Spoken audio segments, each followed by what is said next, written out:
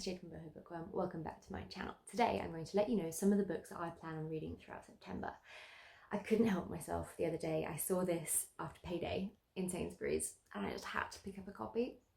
The Therapist by B.A. Paris. I have been holding my breath for this book for so long.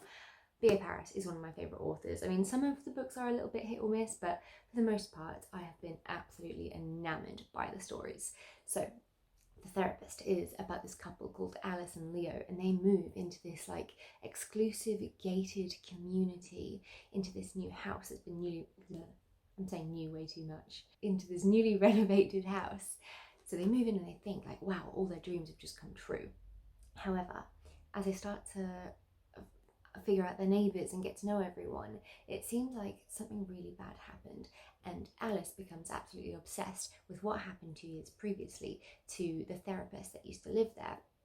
However, all the neighbours seem to want to keep something very hidden, so their perfect, what they envisioned as their happily ever after, definitely isn't, and something is not right at all. Then we have Rock, Paper, Scissors by Alice Feeney. I love her too. These are all authors that I highly anticipate any new releases from. So this is about this couple called Adam and Amelia, and their marriage is severely on the rocks, and they, for their anniversary, they win this trip to Scotland, or so they think. So Adam is this self-confessed workaholic screenwriter, but he also suffers with face blindness, which, funnily enough, I've heard that Brad Pitt suffers from, so he cannot recognise his friends, family, even his wife. They believe that this trip is going to make or break their marriage, but they did not randomly win this trip to Scotland. One of them is lying, and someone does not want them to live happily ever after. Sounds very, very intriguing. Then we have Black Dahlia, Red Rose by Pugh Marie Eatwell, and this is a book that I tried to read. I tried to buddy read it with Harriet Rosie, who also has a booktube channel here. I'll link it in the description box down below. She's lovely. It's a true crime story about Elizabeth Short, who in the 40s got lured to Hollywood to act and become famous. However, it was her murder, that her unsolved murder, that the murderer was never caught, that gave her the fame that she so desired.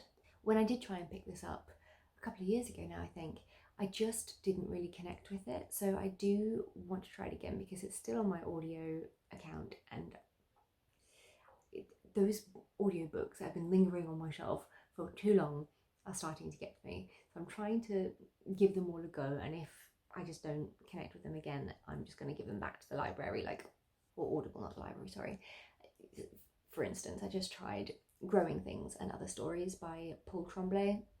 It was so boring for me. I'm going to just give that back.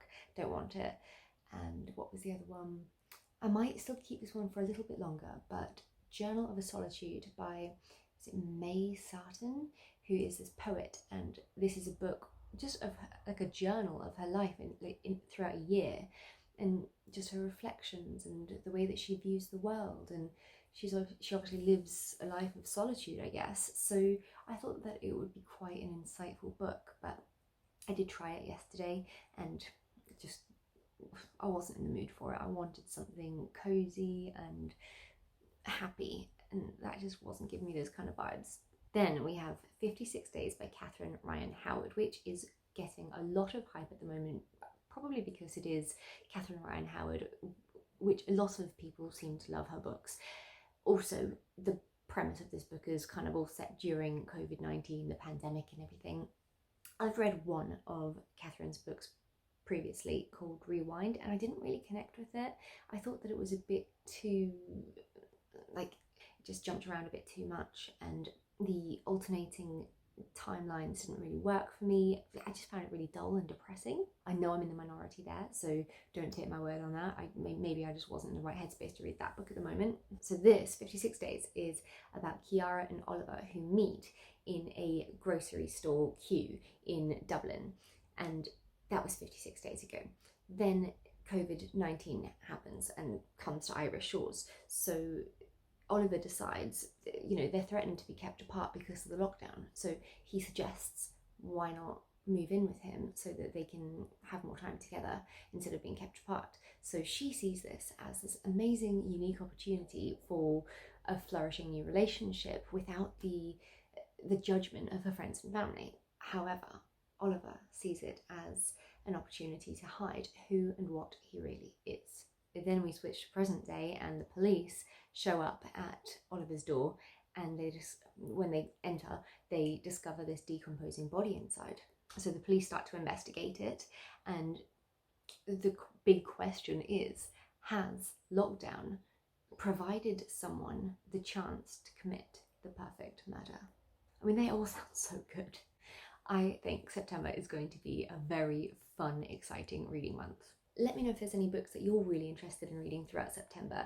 We're going to be getting into the kind of fall vibes soon. I do have a couple of books on my Amazon wishlist that I'm really excited to purchase for October, for the month of Halloween and scary vibes. So we'll see. I mean, I've got Kill Creek on my list. I'm still trying to figure out how I can snatch up a copy of House of Leaves. I'm saving October for my really scary reading month. However, I don't know, horrors and I'm very sad about the Paul Tremblay book, but can't help it. Anyway, I hope everyone has an absolutely amazing month, and I will talk to you all very, very soon. Bye.